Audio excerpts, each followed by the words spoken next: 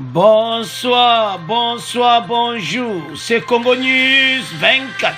Bande Konanga, comme toujours avant de commencer notre émission, nous disons merci à Dieu, nous disons merci à nos chers abonnés et téléspectateurs qui nous suivent partout dans le monde et en RDC. Bande Konanga, soyez les bienvenus. À la une délégation de l'ONU à la CENI, élection 2023 à RDC Bandeko. Et qu'on a en retard. Alors, côté Faïlou, Katumbi, baso comprendre. Glissement ou pas glissement? Et Zaya Kouinda et si Yindi. Deuxième point chez téléspectateurs. Mbala Abini, réunion de haut niveau avec FARDC, armée ougandaise. Bandeko situation au isolé Kana Est. Mbala Kekuna, bandeko boko yoka ba détail, ndeni réunion ngwele ki bandeko na armée ougandaise, na MONUSCO, pour esa réunion moka kusakanati, si citation, il y a opération conjointe, puis état de siège. Troisième point bandeko nangai, boyoka oyo ba rebelle 1-23 balobi sur accord ne va passer avec Kabila. Bandi boko yoka akoro wana, j'en suis sûr que ça la bino passe, et ça le cola secret de va. Alors, bandi konangai, bango, bambe ko contacter Fachi, ba suite. Alors, tout yoka, o ezoleka, parce depuis ba panzaki ba bastion na bango, ba komia ko palanga. Alors, tout ça la connecté, tout pour développer ensemble. Alors, chers téléspectateurs, émission na biso bandi. Et comme temps auto sur la masolo bandeko. Il y a RDC bandeko lelo ezaya koyinda. Premier point déjà moto ezopela. Parce que Katumbi na Faïlou bazo comprendre qu'est-ce qui se passe? Une délégation de l'ONU à la CENI, élection 2023 RDC bandeko boyoka que situation ezapenda obalobaka mobulu. Alors, Faïlou et Katumbi, bayoki yango ndenge biso pe tokoyoka lelo. Donc, eza mobulu. Ba réaction bandeko, eza somo tokoyoka ba expert électoraux, ba lobi na ndenge makambo ezokende. Glissement ou pas glissement? Eza ya koyinda, esi eyindi. Bandeko awa moto epeli. Katumbi acha mutema 2023 zomona clarity. Faïlou acha mutema 2023 zomona clarity. Alors que gouvernement Fachi baloba que élection cause l'année prochaine. Mais lelo l'électeur baye ba indisi. Et nzambe nangai. Obule kotia. O baloba que c'est indi. Une mission des Nations Unies est arrivée le week-end dernier à Kinshasa, à la demande de la Commission électorale nationale indépendante. Il s'agit de la délégation de la division d'assistance électorale de l'ONU qui est venue de New York pour évaluer et examiner les modalités d'un appui éventuel des Nations Unies pour la bonne tenue des élections à venir en RDC. Bawutaki New York, tolobaki yango un jour l'émission qui jour au bango bayaki semaine passée. Alors, koyana bango na masolo na équipe à Kadimo bozomona mobule koti. Bokoyoka ba expert. Ba lobi en tout cas chance ezati. Bazomona ndenge calendrier ezokende, bazomona que élection kozana retard. L'équipe onusienne va commencer par évaluer l'environnement politique, sécurité et électoral en RDC. Elle va également chercher à comprendre les cadres juridiques et institutionnels réagissant les processus électoraux. La situation d'Enge Sokende. Pexpero Tokoyoka Bandeko. Va expliquer en gros très très bien. Baza Batoyo. baoumeli nango bayebi yango que en tout cas à moins de 2 ans des élections générales comment le processus électoral évolue. Alors dans cette émission tokoyoka monsieur Mirimo, expert électoral, il est secrétaire général de l'école de formation électorale en Afrique. Alors toyoka d'abord introduction, il y a bateau à ONU, bongo après, token et expert. Vous l'avez entendu, une mission des Nations Unies est arrivée le week-end dernier à Kinshasa à la demande de la Commission électorale nationale indépendante CENI. Il s'agit de la délégation de la division d'assistance électorale de l'ONU qui est venue de New York pour évaluer et examiner les modalités d'un appui éventuel des Nations Unies pour la bonne tenue des élections à venir en République démocratique du Congo. L'équipe onusienne devrait commencer par évaluer l'environnement politique, sécuritaire et électoral en RDC.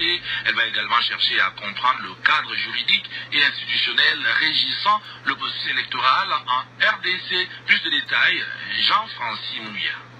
Une fois ce diagnostic établi par l'équipe onusienne, les capacités et les besoins des différents acteurs électoraux seront ainsi mieux connus et l'assistance onusienne pourrait alors être mieux définie. Pour rappel, une soixantaine de structures de la société civile ont invité le président de la République Félix Tshisekedi et les autres institutions à mettre à la disposition de la Commission électorale nationale indépendante des moyens conséquents pour la tenue des élections dans le délai constitutionnel. Elles ont lancé cet appel vendredi 18 mars dernier dans une déclaration commune. Nous appelons le président de la République, le Premier ministre et le Parlement congolais à s'acquitter de leurs devoirs en mettant à la disposition de la CENI tous les moyens nécessaires pour la réalisation de ces objectifs, considérant ce processus électoral comme une opportunité de rétablir la confiance entre toutes les parties prenantes, a déclaré Jérôme Bosso d'agir pour les élections transparentes et apaisées. Ces structures appellent aussi la CENI à respecter son engagement à fonctionner de manière transparente, indépendante et inclusive. C'est le jeudi 3 février dernier que la CENI a publié la feuille de route du processus électoral 2021-2027. Dans ce document, elle prévoit d'organiser les forces combinées du président de la République, des députés nationaux et provinciaux, des conseillers des communes, des secteurs et des chefferies en décembre 2023. Merci François. Alors, bande konanga tolandi biso nyonso. Que bango ba ye ko évaluer ko yeba qu'est-ce qui se passe. Pour ba meka ko arranger yango. Est-ce que glissement ou pas glissement? Bango ba ye masulu. Mais les bokoyoka ba expert ba koluba. Alors bande ko bo comprendre que makambo eza mobulu yango wana oni ba yi. Kadima mutabengisi bango. Situation oyo na ndenge zokende bandeko. Tozomona déjà que après qu'on l'a be expert tozomona déjà que oui ça peut être élection kozalati. Peut-être va kosala kaka recensement ou bien ce qui va jouer équipe ebele bate ebele makambo ebele bien mbongo mwani ya koleka na parce qu'il faut baksa nombre so bolimbo réduire temps parce que expert ba lobi ki 500 jours à peu près pendant l'élo ti date élection une année ils a 365 jours.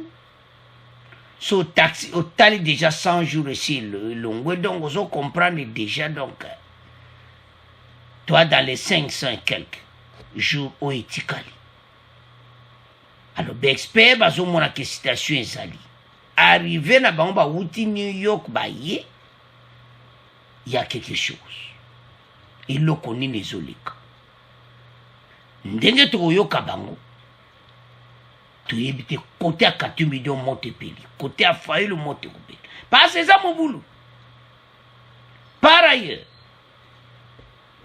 une soixantaine de structures de la société civile ont dans une déclaration faite vendredi 18 mars dernier invité le président de la République et les autres institutions à mettre à la disposition de la CENI des moyens conséquents pour la tenue des élections. Mais le ministre de la Finance a dit que mbongo ça. Awa, société civile va contacter qui va payer ça. Bon. Mais biso to yebi que mbongo ezali. Alors, va mettre moyens conséquents pour la tenue des élections dans les délais constitutionnels. Mais le gouvernement, c'est un qui a payé. Ce que le quoi est sali mon boulot est arrivé à bateau Yaoundé. Côté quand il y a opposition, bazo mon adja mon boulot est sali. Toyoka, d'experts électoraux, toko banda na monsieur Mirimo, bon après tokoya na expert Moussus. Avançons. Francis Mouya Dieudonné Mirimo, expert électoral, ancien rapporteur de la commission électorale de la République démocratique du Congo et secrétaire général de l'école de formation électorale en Afrique centrale, FEAC en sigle. Nous allons au cours de cette émission essayer de situer le plus possible le public qui nous suit en ce qui concerne le processus électoral en République démocratique du Congo. Et après avoir analysé vous-même ce qui se passe depuis le nouveau pouvoir et à lire les derniers développements de ce processus, quel diagnostic faites-vous à ce stade de l'émission, qui a une mission de la division d'assistance des Nations Unies de New York qui est arrivée à l'invitation de la CENI pour effectivement faire une évaluation du processus. Je rappelle à nos auditeurs qui nous suivent que nous sommes à plus ou moins 560 jours du jour des scrutins. Donc il nous reste 560 jours plus ou moins pour que l'élection présidentielle, législative, combinée comme la CENI l'a annoncé dans sa feuille de route, puisse se tenir. À la date d'aujourd'hui, nous constatons qu'il y a certaines activités que la CENI a réalisées, notamment la planification de la cartographie pour identifier les sites opérationnels. Ils ont fait cette formation il y a quelques jours passés, mais il s'est fait que là ils ne sont qu'au niveau zéro parce qu'il faudrait qu'ils puissent lancer la cascade de la formation parce qu'il faut former des milliers d'agents électoraux pour cette opération de la cartographie. Réellement, c'est rassurer si le personnel est encore disponible parce que c'est des personnels temporaires auxquels la CI recourt et il doit se rassurer s'ils sont toujours là. Mais nous notons tout de même qu'on avait déjà commencé à payer les arriérés des salaires de ces agents qui étaient estimés à 10 mois. Il me semble qu'il y a encore quelques mois qui ne sont pas encore payés. Et en plus de cela, nous venons de parler du délai qui est très très contraignant parce qu'en parcourant les différents rapports de la CI et la CENI 2011 et CENI 2018, il ressort qu'il a fallu 226 jours pour constituer le fichier électoral en 2006, 420 jours pour avoir le fichier prêt en 2011 et 549 jours pour que le fichier qui a permis l'organisation de l'élection de 2018 soit prêt. Et si nous prenons ces chiffres-là, au regard des chiffres que je viens d'annoncer qui nous restent avant les jours des scrutins, ça commence quand même à inquiéter parce que les jours approchent et les préparatifs semblent patauger. Parce que les élections se préparent et ça nécessite non seulement moyens, mais il faut aussi se rassurer que le personnel, non seulement disponible, mais est bien formé et le matériel est déployé jusque dans les différents sites. Alors là, plus ou moins quelques indications par rapport à cette question. Mais Dieudonné Mirimo, selon vous, comment en est-on arrivé à cette situation alors que, avec le nouveau pouvoir, on a entendu très tôt les discours rassurants que les élections prochaines allaient se tenir dans les délais et que le nouveau régime s'était aussitôt mis au travail dès son installation? C'est vrai que nous avons suivi le discours qui annonçait que les élections allaient se tenir dans les délais constitutionnels, mais nous tous, nous avons observé que la mise en place de la nouvelle Commission électorale nationale indépendante a pris beaucoup de retard. Il y a à peine seulement 5 mois que l'équipe a été mise en place, dans les conditions que tout le monde sait, et c'est ce qui est déjà à la base, c'est cette équipe qui doit prendre en charge le processus électoral. Et donc, il fallait déjà que l'équipe elle-même puisse se mettre à niveau, parce que ils viennent de plusieurs horizons, mais également faire l'état des lieux du processus pour savoir par où il devait commencer. Alors, Bande Koranga, nous avons suivi. Ceux qui te comprennent, ils ont clairement que déjà retard et bandaki pour l'installation ya Kadima. Donc, la confession religieuse, Badjaki Tamengi, pour mettre Seni en place. Wane Zali, oh, mais c'est moi le bipé. Qu'il y a cela seulement 5 mois qu'ils sont là, alors qu'ils devaient être là depuis lors. Faut-il Yanani? Faut-il à président de la République Eza Wapi? Bino Basango? Bon, memi makambo yanga kuka ba olubati. Makambo d'élection et pas la biche zanango kaka problème. Déjà kaka seni ya pamba. Mon boulot est koti. Oh yozo l'Obama. Ce n'est pas possible. L'élection oyo bo changer ka constitution et ça l'a après 7 ans.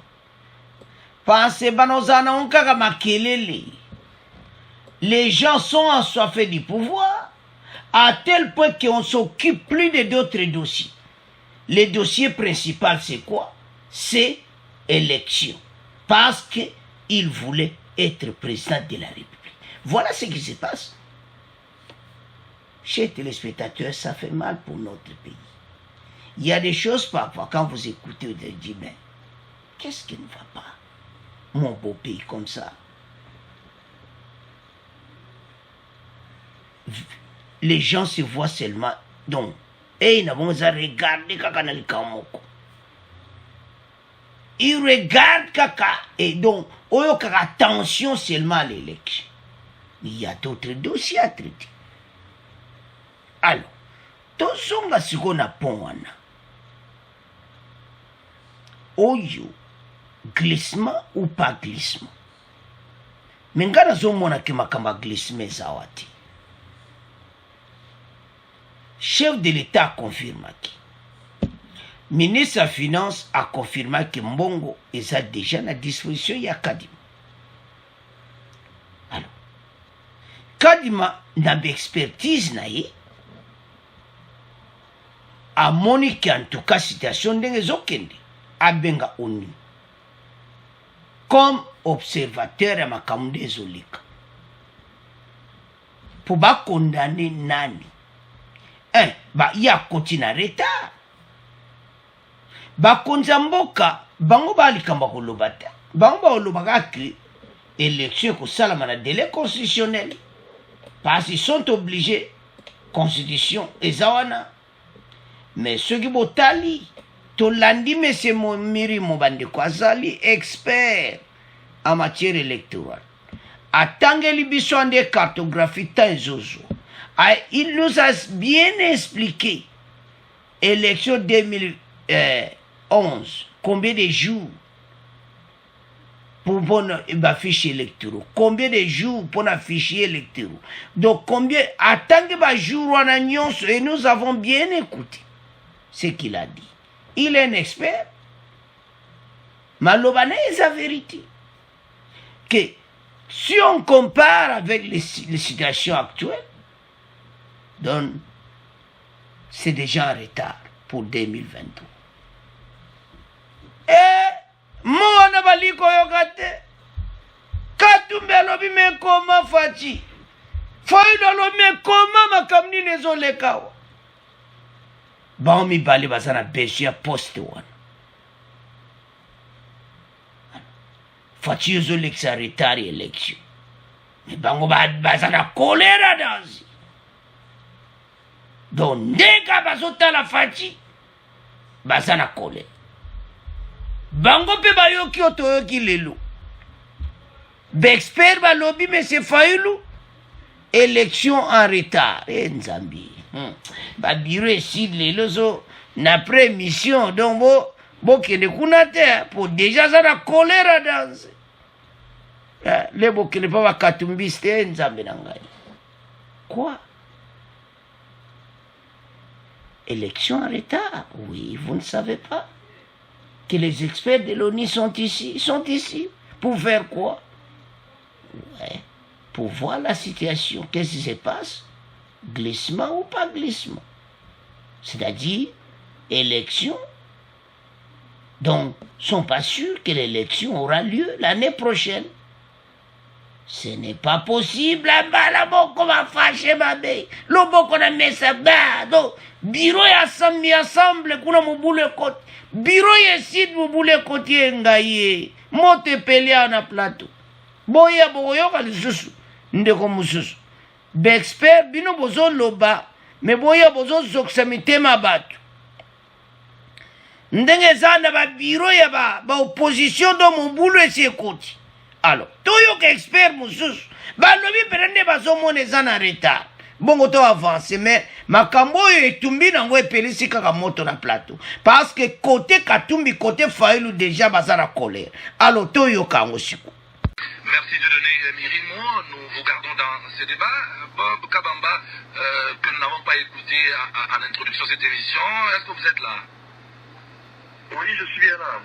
Je vous remercie beaucoup pour l'invitation. Bienvenue dans ce débat de ce soir. Vous êtes professeur à l'université de Liège en Belgique, également coordonnateur de la cellule d'appui politologique en Afrique centrale et aux Caraïbes. Vous pouvez à tout moment réagir aux deux premières questions que j'ai posées à Dieudonné Mirimo, à savoir son pronostic, son évaluation, son analyse du processus électoral en cours en République démocratique du Congo à ce jour. Et puis aussi les raisons qui expliquent le pessimisme qui commence à s'installer progressivement dans les discours des uns et des autres. Mais la question que je voudrais tout de suite vous poser aussi, c'est que est-ce que pour vous, la présence de cette délégation de l'ONU signifie que effectivement, en moins de 600 jours, la RDC pourrait ne pas organiser les élections dans les délais prévus? Merci en tout cas pour l'invitation à participer à ce débat et bonjour bonsoir à mon co-débatteur et collègue Mirimo. Et donc d'emblée par rapport à la mission des Nations Unies, je dois vous avouer que je suis un peu étonné que la mission des Nations Unies justement par rapport à l'assistance au processus électoral se passe en mars 2022 alors que ils sont censés assister à un processus électoral qui va avoir lieu en décembre 2023. Et donc il reste pratiquement, regardant les calculs, il reste pratiquement que... 560 jours selon les calculs de Mirimo. 560 jours. 560 jours. Et donc la mission des Nations Unies arrive un peu tard à mon sens par rapport au calendrier électoral. Quiconque qui connaît, on va dire, la machine des Nations Unies, comment elle fonctionne, elle a toujours eu besoin de beaucoup de temps pour se mettre en route. C'est-à-dire qu'il y a d'abord une mission qui arrive pour pouvoir arriver à identifier les besoins. Les besoins identifiés transmis à New York. New York doit se mettre en branle pour pouvoir essayer de répondre justement à ces besoins. Ça ne se fait pas du jour au lendemain, puisque c'est un mécanisme très lourd et qui prend beaucoup de temps. Et donc, mon point de vue déjà, ça c'est un indicateur qui montre que nous aurons un problème avec 2023 de manière claire, sans ambiguïté. Ensuite, par rapport à votre question, je reviens à l'autre question que vous avez posée sur comment se sentir le Russie. Oui, je pense que ça commence à sentir le Russie, parce que depuis la publication de la feuille de route de la CENI, il y a quand même plusieurs choses qui interpellent, non seulement qui interpellent, et qui déjà montrent que ça sera difficile, voire impossible, de pouvoir tenir les délais constitutionnels. Je prends simplement un exemple en regardant ce qu'eux-mêmes ils appellent le processus d'identification et d'enrôlement de l'électeur, c'est-à-dire en regardant un peu ce qu'ils ont mis qu'en 18 mois, ils sauront pouvoir arriver à avoir une liste électorale. Alors, mais préalablement, il faut que la CENI dise, est-ce qu'on parle d'une réponse totale de la fichier électoral, c'est-à-dire que nous allons commencer dès le début, donc recommencer tout à zéro. Comme s'il n'existait aucune base précédente. Oui. Est-ce qu'on va faire une table rase, comme vous le dites, de ce qui a déjà été fait ou pas? Alors, on n'a pas de réponse à ces questions, quand je lis effectivement ce qu'ils ont mis dans la feuille de route, je me rends compte qu'il s'agit effectivement d'une réforme totale du fichier électoral. Et alors, mon collègue Myrim vous a donné les chiffres par rapport à ce qu'on appelle réforme totale du fichier électoral. Vous avez les chiffres qui sont là, c'est-à-dire qu'il est quasiment impossible pour la CENI, dans le contexte actuel, de pouvoir organiser d'abord les procédures d'identification et d'enrôlement pour le terminer avec ce qu'on appelle le nettoyage du fichier pour éviter des problèmes. Vous vous souvenez, la fois passée, on a eu des problèmes avec, par exemple, l'enrôlement dans le Sankourou, où le Sankourou s'est retrouvé avec des chiffres qui ont un document traité à discussion et non seulement en confusion, mais aussi à discussion. Donc, clairement, lorsque l'on regarde ça, ça veut dire que cette lutte-là doit être nettoyée, et le nettoyage prend aussi du temps, et or, la Constitution oblige la CENI à pouvoir convoquer l'électorat 90 jours avant la fin du mandat, et donc vous pouvez faire les calculs, il est impossible, même dans les délais, dans les dates qui sont données par la feuille de route de la CENI, ça ne tient pas la route. Donc de mon point de vue, la mission de l'ONU est un indicateur que ça n'ira pas en 2023. La feuille de route elle-même nous donne des éléments qui montrent effectivement qu'il n'y aura pas 2023 ne sera pas tenu. Et dans les contraintes qui sont données par la CENI, ils ont mis en deuxième position, par exemple, la volonté politique. Les intentions d'organiser des élections doivent être traduites par des actions concrètes. Et en citant les responsables, le président de la République, le Parlement, le gouvernement, les cours, les tribunaux et les regroupements politiques. En mettant la volonté politique comme contrainte, ce qui veut dire que pour la CENI, elle dit de manière indirecte que le politique ne veut pas aller aux élections. Et de mon point de vue, est assez grave de mettre ça comme contrainte, donc de manière plus claire, en disant, ben oui, si pour la CENI, il est clair alors qu'on doit aller vers les élections, la CENI dit que la volonté politique est une contrainte, c'est-à-dire que les acteurs politiques ne veulent pas aller aux élections, là je pense que ça mérite quand même un débat sur la question. L'autre point qui mérite aussi d'être souligné, monsieur le journaliste, c'est la question sanitaire et la question sécuritaire. Vous savez, monsieur Myrim a parlé tout à l'heure de la cartographie. La cartographie, pour avoir une cartographie claire, c'est-à-dire l'identification de tous les sites où on doit aller s'enrôler, c'est une opération qui prend plusieurs mois, minimum 5 mois, par rapport à ce qu'on a comme expérience de 2006, de 2011 et même de 2018. Alors, bande konanga tolandi biso nyonso. Donc c'est clair, élection 2023 n'aura pas lieu dans le délai constitutionnel. Pourquoi? Faut-il être président de la République? Faut-il aller d'abord de banda qui n'a pas retard au Yassini? Après tout et comme bango ba yé na retard d'abord, et puis ba contrainte de jo bati sécurité makambo ebele et ce on a clairement que situation est à Mougou. Alors sikoyo biso nyonso tolandi wana, quand on voit oyo nyonso bango balobi tolandi de oyo kadima na feuille de route ne les contraintes toyoki problème ya volonté politique.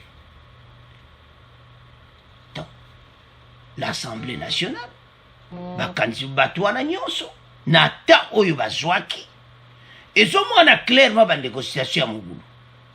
Alors lokola situation ekomi mobulu, alors côté ya opposition, je crois bien de bayoke mission oyo ça chauffe déjà. Ba réunion e bandi lobi tokoyoka faille aux conférence de presse parce que sont totali bien. Ba lobi cartographie ko doit plus de 5 mois. Mais sont totali siko makambo na nyonso. Fichier électoral. Botala mboko ndenge za munene. Ce que Dieu élection très sérieux, recensement d'abord ici là. Ce qui doit salir recensement bien parce que les Congolais bazana posa recensement koleka élection. Mais gouvernement zana posa que élection sala mana 2023. Mais ma condition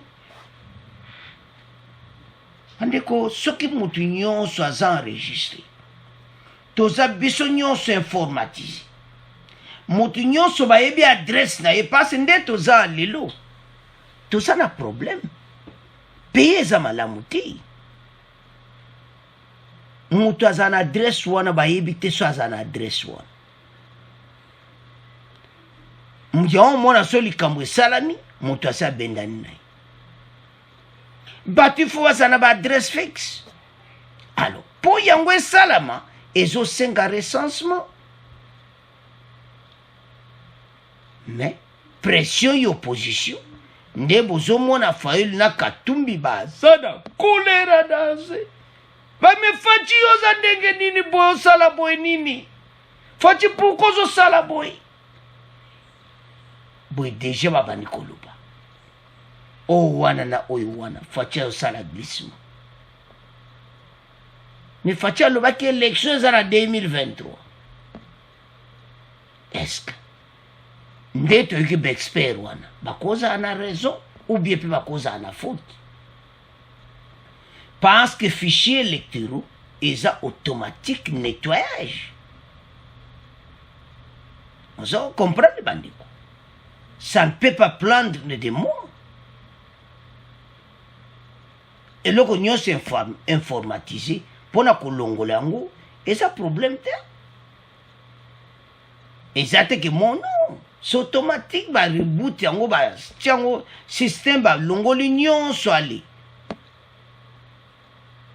nettoyer disque nyonso ale babandi koenregistre mosusu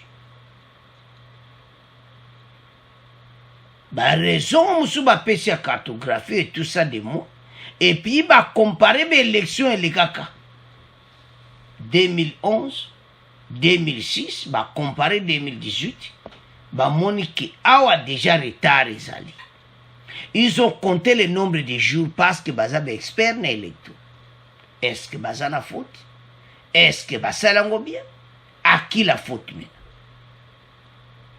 makambo nyonso ekitaka na motu ya chef de l'état alors qu'il fallait totala badétail très bien botala mboka ndenge ezali mais tout le monde a besoin d'élection. C'est que je ne comprends pas. Pourquoi pas s'asseoir? Total makambo est vraiment important na mboka fati bongsa makambo Tiamboka propre to kene élection. Pourquoi il ne peut pas le dire? Constitution est pourquoi pas continuer l'Assemblée nationale? Non, t'as la situation, mais on va prolonger mandat. Maintenant, arriver avec expert ONU, ne pesi mon boulot. Parce que eza la réalité bakouti. Selon l'expert ONU baye, bakoye bisa gouvernement RDC. En tout cas, biso na ndenge ya ONU. Na ndenge makamoto moni e pas délicat di manaseni. Élection année prochaine ezati. Zambi. Quoi? Élection? Hein? Qu'est-ce qui se passe? Allez, moi je vais appeler tout le monde Tchangu Nanzela. Oh, bon. Babani kotomboka. Katumbi kuna kotomboka. Fayulu kotomboka. Pourquoi? Parce qu'on a un seul but. Makamusu ezate eza élection. Message na biso ba Congolais. Et pas M. Fayulu. Et M. Katumbi. Bon kitisa motema. Tout ça, le recensement. Recensement d'abord, après, tout qu'il y a une élection. L'élection, c'est un mbongo et bim. Déjà, ne bazana, mbongo à trésor public, parce que c'est kadi mbongo pour abana musala. Malgré on n'a pas tout donné, mais à ça, mbongo pour abana musala, on a payé, bakuti batmusuna ba arriéré wana, o basala akuno oyo. Nanga tika les gens sont un pays il faut bafuta botana mboka nanga otiki bato un pays makamusu pe yango kati kadi maya régler la situation à bato osomona mais na ba kene na formation ça va prendre combien de temps alors bande ko côté opposition moto ezopela bango bazosepela te. Mais botala pays na biso carte wana nde totie les 26 provinces. Comment mboko nde eza monene yango na élection ekoya bozwa carte oyo bozongisa 11 provinces, je crois bien, si je ne me trompe pas. Bozongisa na 11 provinces au lieu de 26. biteni bokatikati yango tokoma tozongela nde tozalaki grand Bandundu, grand Équateur, ezopesa pena kitoko ta bozobenga ngo. Oh, non. Grand Kasai, ozomona Katanga, bozongisi ba province nyonso ndenge ezalaki. Et réduire pe dessus ba nombre ba gouverneur. Pe élection ba gouverneur yango ezoyati. Il y en a trop. Tous ces zambongo. Ceux qui bozongisi na 11 au lieu de 26. Salaire à 15 gouverneurs wana oyo il fallait bazala. Et mbongo, et continue à caisser l'État. Alors, bandeko nanga situation neza sikoyo tozopesa nsuko na bino ba abonné na biso. Sikoyo tolandi biso nyonso wana be expert électeur. Dezo mwana clairement que élection kozala te. Mais soki na landi maloba ya Sama Lukonde, chef de l'État, bango tout baloba que élection kozala l'année prochaine. Mais be expert balobi malgré alobi bongo arrivé ya batu ya ONU kadi mabengisi bango bakozonga na ONU bakene ko vérifier yango bakoloba te selon ONU et c'est sous RDCT selon ONU bosa jana retard élection kozana 2024. Ah nzambe wana batomboki mabe ke komi glissement. Mais tozala clair makambo nazoloba bakongole bayebi nayebi posa na bango bakambia mboka totalaka bacommentaire bakongole baza na besoin d'abord ya recensement bakongole baza na priorité te élection d'abord parce que mutu azokende kovote bayekutu place avandaka te. Il a une carte d'électeur mais aza na carte d'identité te bozonga teke eza normal te. Le peuple congolais est nomade dans son propre pays. Il n'a même pas de pièces d'identité. Tant que vous êtes nomade dans le pays, on a la valeur. Tu vas dire vous avez un pays voisin. Hein? Vous avez comment mouta bota milelu. Beaucoup de temps sur l'acte de naissance où on est enregistré. Surtout dans un fichier, il y a na kati ba mairie. Il y a que mutu aboti mwana bake ba enregistré. Bon moi te mboka za na problème. On n'a même pas des adresses fixes des gens. Bon ça le recensement batu baza na ba carte biométrique, batu bazo kama na ba carte d'identité, ba yebi place yaza. Soto tala ba commentaire ba boni msualuite. Journaliste a la problème ezawana. Ba msu bazo linga recensement ti. Bakoyeba endingaza. Ozomona. Aza voisin. Bonzo za voisin. Okoma congolais. Soba comme une nationalité congolaise. Origine Burundi. Origine Rwanda. Origine Boma Bewapi. Bayeba mutu na mutu. Bayeba adresse. Bandeko ce qui se passe. Tu peux faire exemple. Bato bazo kufa. Ils sont enregistrés? Non. Certificat de décès. Si je ne me trompe pas, est-ce que Zali n'a pas de Motakuba fait certificat de décès dans Motuboui? Makamwe bele facha kutimboke za mubulu. Banga ba bongsa mboka. Ceux qui peuvent appeler ça kayango. Mais dans quelle adresse? Ceux qui peuvent appeler ça ba acte de naissance. Dans quelle adresse? C'est l'adresse est vérifiée. Moutake ka la mairie a du acte de naissance, mais est-ce que ça vérifie l'adresse naï? Donc, biloko ane koza nango, to koza na ba certificat de naissance, certificat de décès, biloko ane nyonso, mais est-ce que ça enregistre? Botale pa mboka ezali. Soki balobi mboko ese kufa facha zo bongisa, mosu batomboki. Mais numéro 1 nini élection. le col, il y a un bloc qui est déjà formé. Ce bloc, bazar a besoin d'élection. Alors, ndeto la nibe expert wana, do mubulu kotilelo. Bazana kolera kusakana ngote, alo bande konanga, botala kaka ndenge katumira fa. Eludo bazan jado, bazan donc do côté kuna dia mubulu koti. Alors, c'est à ce point, tu comment clôturer premier point, tu qu'est na deuxième point. Alors, bande konanga, tu comme na deuxième point nabiso, mbala a béni. Réunion de haut niveau avec FARDC à Ougandais. Tu connais bien extrait ya réunion wana. Réunion de haut niveau des autorités militaires de FARDC. Les autorités militaires des forces armées de la République démocratique du Congo, FARDC, ont évalué vendredi 25 mars les opérations en cours contre les groupes armés, notamment ADF, dans la région de Beni au Nord Kivu. Bandeko, réunion wana est très important parce que la stratégie faut ba yikola échange. Boyebi que tilelo batupe bazo kufaraka malgré qu'il y a l'opération conjointe ADF azo kokara azo zoma dusupe a dusole abomi. Cette réunion s'est tenue à Beni entre les chefs d'état-major général, le gouverneur militaire du Nord Kivu, le commandant de la 3e zone de défense, le coordonnateur des opérations conjointes des armées congolaises et ougandaises et le commandant des opérations Sokola 1 ainsi que le responsable des renseignements civils et militaires.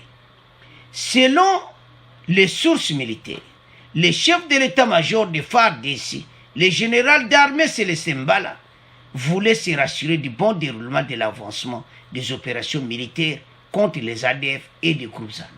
Bandeko balimba s'assurer nango. Na réunion wana, Célestin Mbala,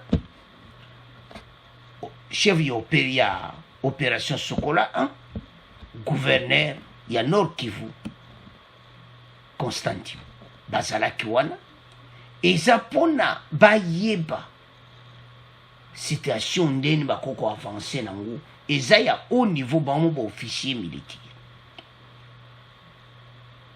Parce que bazo comprendre te, oleka kote o ADF aleka ki asalibu. Mais bande kwa Kivu bazana posa kimi ekota. C'est ça. Un briefing militaire a donc été fait suivi d'un échange et partage d'informations entre les différents partis. Yokanaki, entre les différents partis, ndeni va partager des informations parce que situation bandeko bazana situation très complexe. Pourquoi? Parce que ADF a déguisé dans la population. Oumela tellement batikela bango tant plus de 20 ans, maintenant quand bandi bankambo le fachaye, mais basi bavanda pona kolongola mutu musisa wana place basi batia kopikola yango eza problème. Mais malembe opération ezokende ba congolais bazoyoka lelo bakangi ba ADF bakangi, donc c'est ça. Mais situation yango no moni réunion en salami.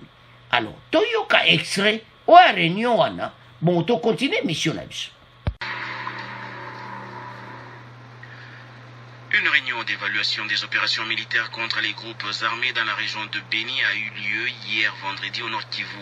La réunion a été présidée par le chef d'état-major général des FARDC à mission dans la zone, Martial Papi Moukeba, pour les détails. Ont pris part à cette réunion les gouverneurs militaires du Nord Kivu, les commandants de la 3e zone de défense des FARDC, les coordonnateurs des opérations conjointes des armées congolaises et ougandaises, les commandants des opérations Sokola 1, ainsi que les responsables des renseignements civils et militaires. Selon des sources militaires, le chef d'état-major général des FARDC voulait se rassurer du bon déroulement et de l'avancement des opérations militaires contre les ADF et d'autres groupes armés locaux. Un briefing militaire a donc été fait, suivi d'un échange et partage d'informations d'information entre les différents participants. D'après la même source, le général d'armée Célestin Mbala a donné de nouvelles instructions précises pour l'amélioration sur terrain de la qualité du travail des FARDC et ses partenaires de l'armée ougandaise et de la MONUSCO.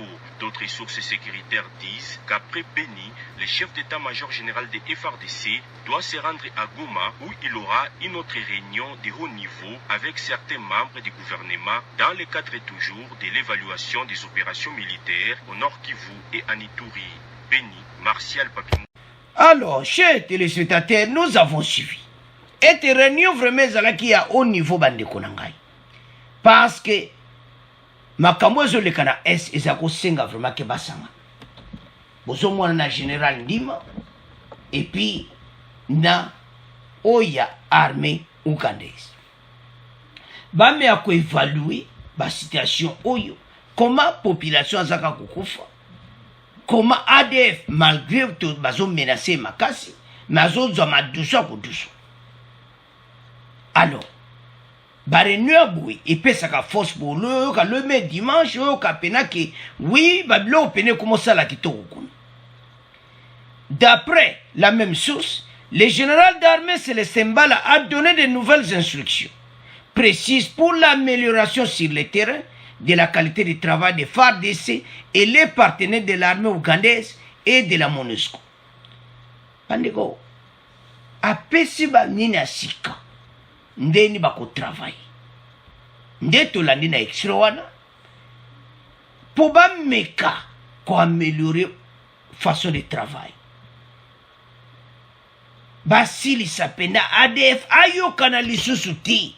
Oyo ba congolais chef ba obelela bendele ekoyati e banaka ko continuer comment bendele kene kokoya bande konangai tala to supporter armée na biso mais yale ole ba et pesa bango kurata bazo ka peuple congolais simana bango et ça la ka vrai tolo maloba kitoko pona FARDC bendele koyati pokuna ba gagner bango bandeko na biso bazo kufa chaque fois. Yole msovandi malgré on l'été banaton ou bien ozana Kinshasa ozana situation peut-être mais bandeko kuna basako kufa et c'est important bisonyonso tout ça la simana bango parce que kimia suke côté na est bandeko pays oyo boko mona comment RDC ko koma parce que yango ne mutezo freiner. Il y a même des investisseurs moi ya kuneate bakoya na Kivu ndenge nini guerre ezali bakoya ko sala ba jeune ba zo misala ndenge nini mobulu ezali biloko atuzo compter bande konanga yango apesi ba nouvelle mesure à sika Célestin Mbala. D'autres sources sécuritaires indiquent qu'après Beni, le chef de l'état-major de FARDC doit se rendre à Goma où il aura une autre réunion de haut niveau avec certains membres du gouvernement, toujours pour évaluer les opérations militaires au Nord Kivu. Donc, on a payé à Okena Goma pour évaluer qu'est-ce qui se passe et là, on est bongi tawa pour bon sang. Bandeko, peuple congolais a besoin de paix. Alors, ba aider bango, qui m'y kotakuna comme ça, tout le peuple congolais a kokufati. Yangonde ekozale sengo pona mboka bandeko bazo travailler na MONUSCO pena armée ougandaise malgré MONUSCO toujours ba congolais ba duta pona bango parce ba umeli 20 ans basaki lokote mais tout monde que mikolo vraiment ba commencer l'effort mais pression zape côté ADF bandeko bazana problème parce bazay sous na siège fixé ba konka ba kia ba sale yo ba kimi ba donc tout sukoyo travail à sikezaki biloko anesala malisusuti yango omoni réunion wana ya haut niveau na ba officier à FARDC na ya armée ougandaise présent pour masolo oyo ekende bien pour la situation oyo ya est to komana mona suko bango pe bazo ata mwa pema parce que bazo vivre vie moko difficile. Alors biso sukoyo il faut toujours si ma FARDC bende le koyate mais tozo senga na bande kwa Beni bande kwa Ituri bo pesa confiance na FARDC Bon travailler ensemble. So vous moni suspect boye bisaba. C'est à ce point. Tout tiki. Deuxième point. Tout le monde qui est na troisième point. Alors, bande koranga to komina. Point na biso oyasuka. Boyoka oyo rebelle 1-23 balobi si raccord ne va passer avec Joseph Kabila. Le M23 a publié sa réaction à la suite des dernières violences impliquant ses combattants et les FARDC. Le mouvement rebelle nie toute offensive et rejette la responsabilité aux autorités nationales. Alobi bango ba atakakati. Ezan de FARDC a été menacé bango.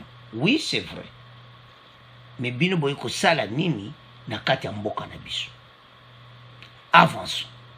La violence nous imposée actuellement par les forces armées de la République démocratique du Congo dans les territoires de Rutshuru est un choix délibéré du gouvernement de la République de faire la guerre aux citoyens qui lui ont offert les redditions sans condition en réponse à l'appel général lancé en début de son mandat par les chefs de l'État à tous les fils et fils du pays à se rassembler autour de lui pour reconstruire la République démocratique du Congo, écrit dans un communiqué. Bango balobi boy. Tango fati akoti. Bango bapesaki lettre. Lettre wana adressée au président de la République. Wana M23. Nakata lettre bakomi boy. Ke biso toyokana kina Kabila. Na gouvernement ou eliki. Et to kota na armée sans condition. Donc reddition moko sans condition to luki M23 mbala moko ba pesi biso ba poste na kati ya armée. Wana lettre mulai ba komi. Siko ba eko lobango wa dans un communiqué makambo basalaka. Siko boyo ka suite na. Awe za ya koyinda. Ah, moto déjà veut payer là, donc, mon boulot bande konanga. Alors,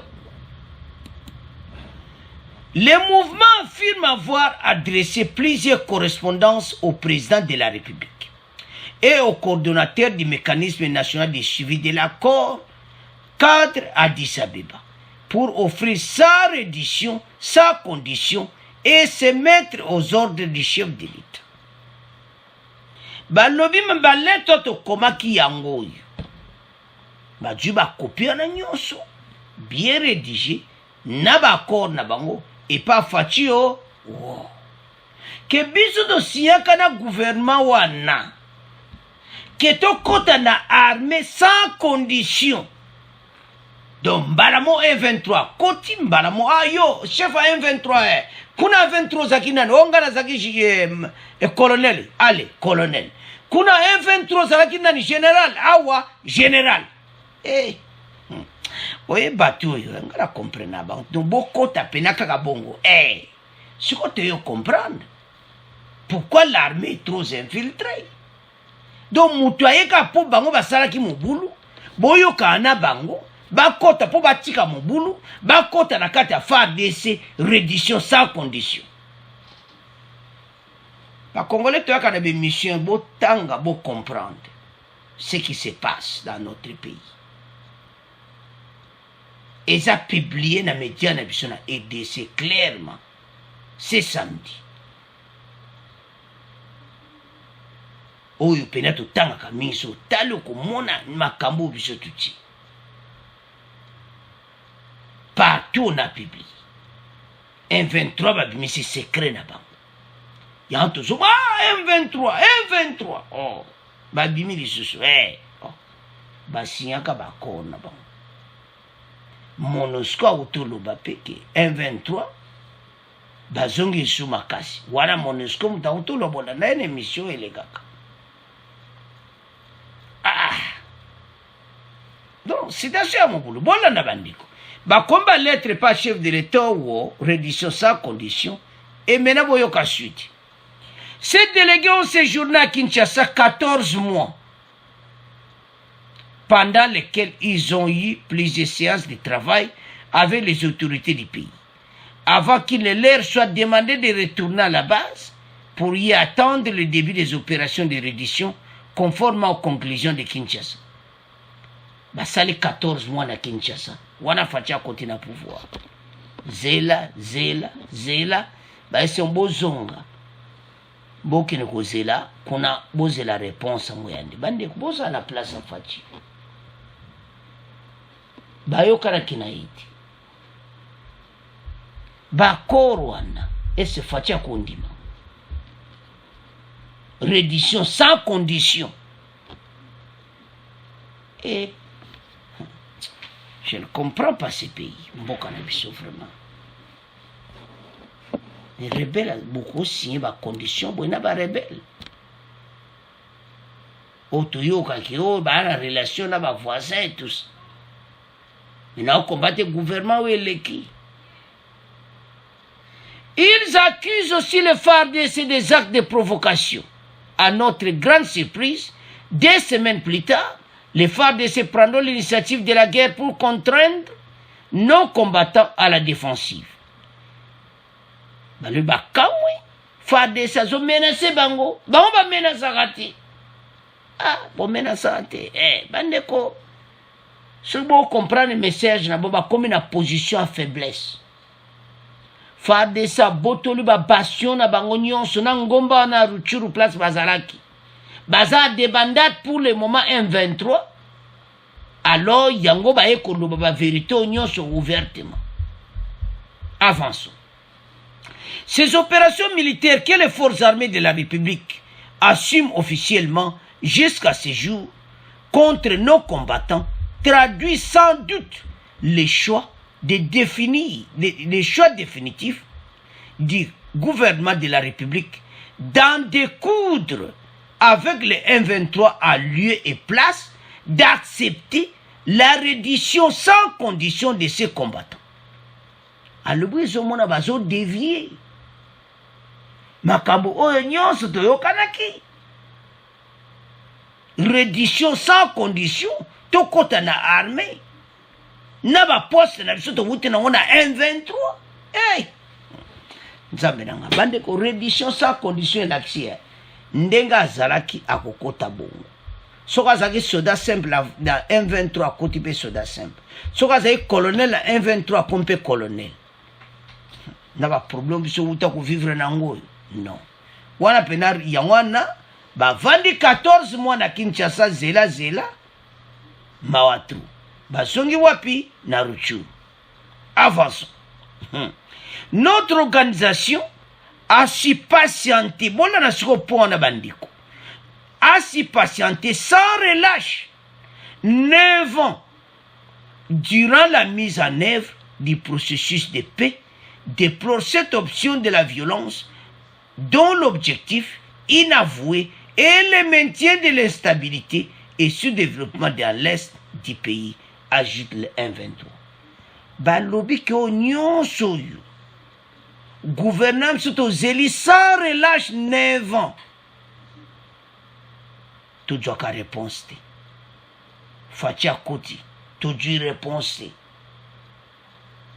Fatia zo répondre bangoti. Mais à répondre binonini.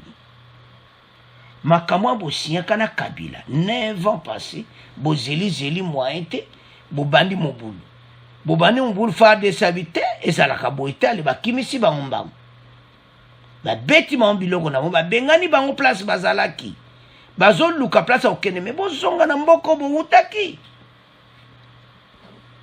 bande botala ba problème oyo tozana ngo basana ba dossier na bango ba kotsa yango pa chef de l'état et tala dossier na biso to doka réponse 9 ans yango média na biso Kinshasa va publier yango so compter 9 ans